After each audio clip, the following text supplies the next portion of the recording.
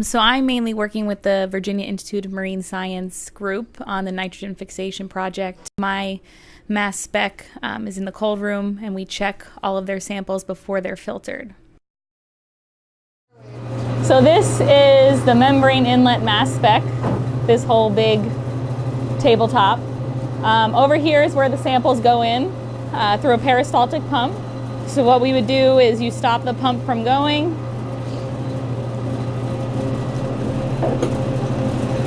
put a sample right here,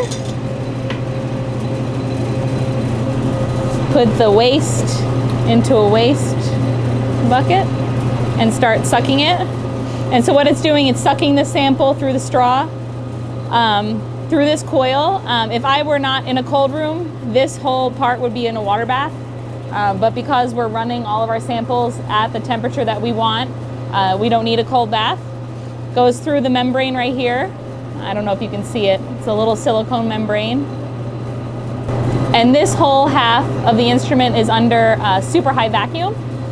So all of the dissolved gases running across this membrane will diffuse, go through this first cryo trap. So this is liquid nitrogen. And in here, water vapor and CO2 is taken out. It goes through this furnace where oxygen is scrubbed out of it. And then it goes through a second cryo trap where any contaminants that made it through these two stops are stopped in there. And then it goes into the mass spec, which is right here.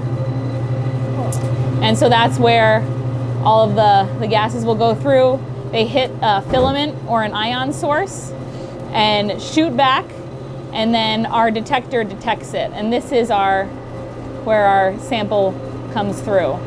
So we did a run earlier today, so that's from earlier today. And then what you do is you just pick points along this line, and you can just paste it right down on the page. And then we take this raw data, and by using the standards that we run, we can calculate how much 30N2 is in each of our samples so that we can do our rate calculation from there. How cold is it in here? Right now it is around 1 degree Celsius. So very cold, 32 degrees Fahrenheit-ish. It fluctuates between -1 and around 3 degrees Celsius, so it gets cold. And the fact that this furnace is 600 degrees Celsius doesn't help with the wind blowing.